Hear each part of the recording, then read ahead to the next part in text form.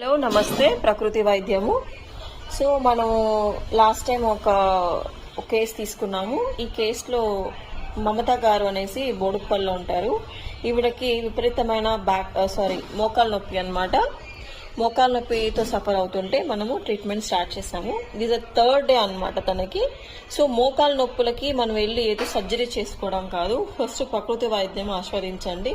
Internal గా clean చేసుకొని వైద్యం చేసుకున్నట్టయితే మనం సర్జరీ కూడా చేయాల్సిన అవసరం లేదు.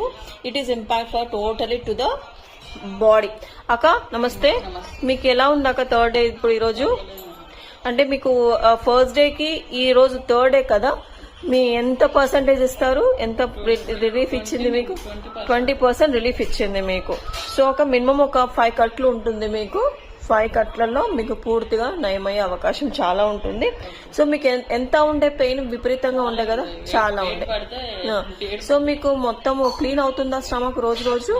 Very good. సో ఇది అన్నమాట తినకి ప్రకృతి వైద్యం మనం స్టార్ట్ చేసాము. విత్ ఇన్ 3 days అవుతుంది ఈ రోజుకి. సో ఏంటంటే ఈ నీ ప్రాబ్లమ్స్, మడాల నొప్పులు, పాదాల నొప్పులు ఎందుకు వస్తాయి మీకు తెలిసిందే. ఫస్ట్ వెయిట్ ని కంట్రోల్ చేసుకోండి, బాడీని డిటాక్సిఫికేషన్ చేసుకోండి. ఆటోమేటిక్ గా మీకు మోకాలు నొప్పి అనేది తగ్గుతూ ఉంటుంది.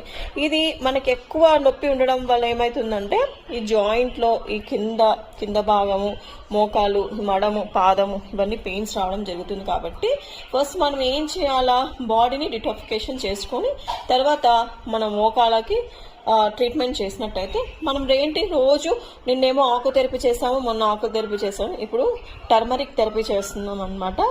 సో ఇది అండి, మీలో ఎవరికైనా హెల్త్ ఇలాంటి ఇష్యూస్ ఉంటే ప్రకృతి వైద్యాన్ని ఆస్వాదించండి. Thank you. నమస్తే.